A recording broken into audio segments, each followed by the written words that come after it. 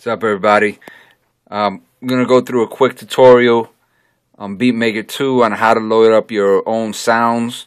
This is a great program, but a lot of the sounds are real cheesy in this program. So if you got other VSTs that have their samples in individual folders, like your native instruments, some of the contact folders might have it. I know that the machine library has it too. This is a way that you can load them up in Beatmaker 2.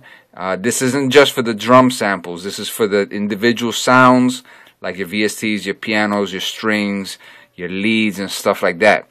The process is a little bit tedious. It's a little long.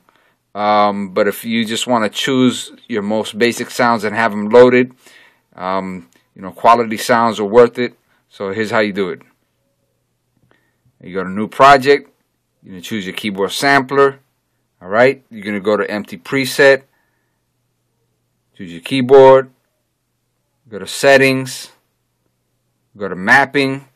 Alright, now you can set up the layers if you wanted to do something where it would trigger different sounds or different articulations with different layers. So at different velocities, it would trigger a certain sound. So from 0, let's say to 80, it would trigger a certain articulation, and from 80 to 127, it would trigger another one.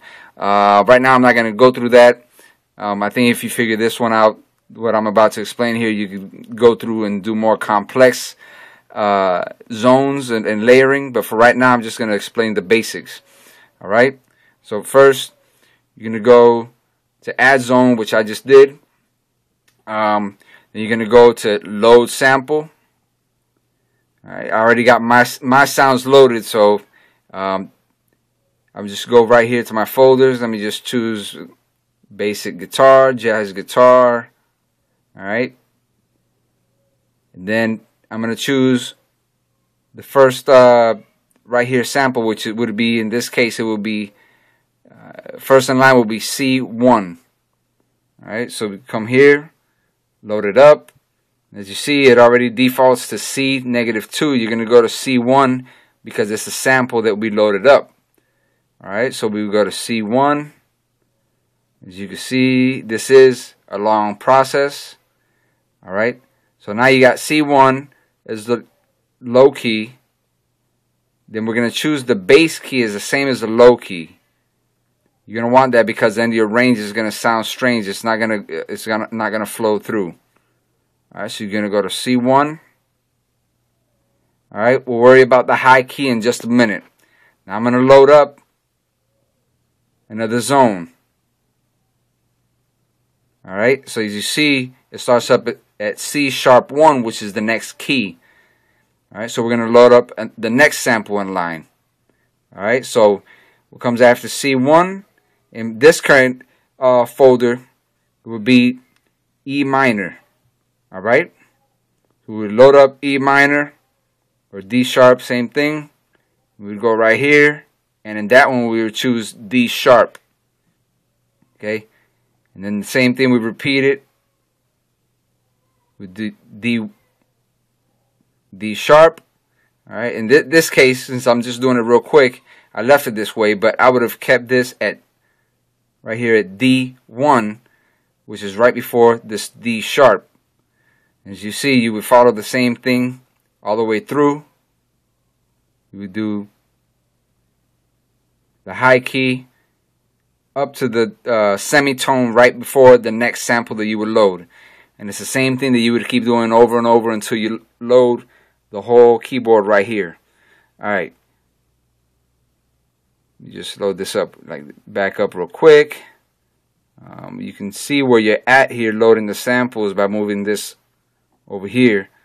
So as you can see, right now this sample is taking up D#1, and it would take E and F.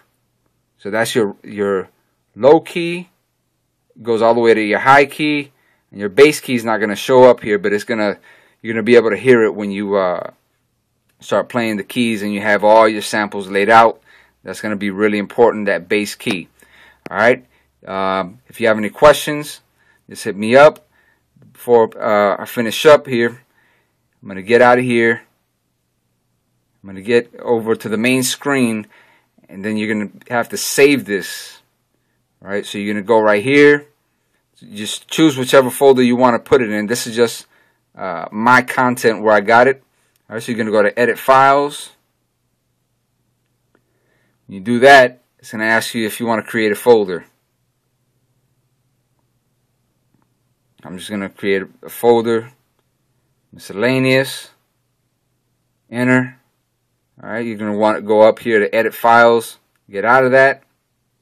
Then my folder is right here, miscellaneous, that I just created. Then I got to empty. Now you're going to want, if you're going to want to save the samples that you just did, you choose Copy Samples, or if you know for sure that you're not going to be deleting them from your other folder, you can leave it unchecked.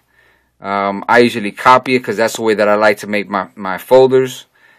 Just in case I don't want to have samples that are missing once I load up projects and stuff like that. But anyways, you go right here, copy samples if you wanted to copy them. Come on. Alright, save. You go to miscellaneous. That's your folder. Boom. Now, if I wanted to just go check to see if I did it right, go up here. Alright, so I go to my content. There's my miscellaneous folder. There's my miscellaneous. There's my miscellaneous BM2 kit. It's going to show empty folder for now because I'm loading up the kit. I'm not loading up the individual samples. So that could throw you off. But here's what right there. This the BM2 kit. Load. As you can see, it says miscellaneous kit. So that's just the basics right there. You can play with it and just try to see, what you could come up with. All right, you could hit me up if you have any questions.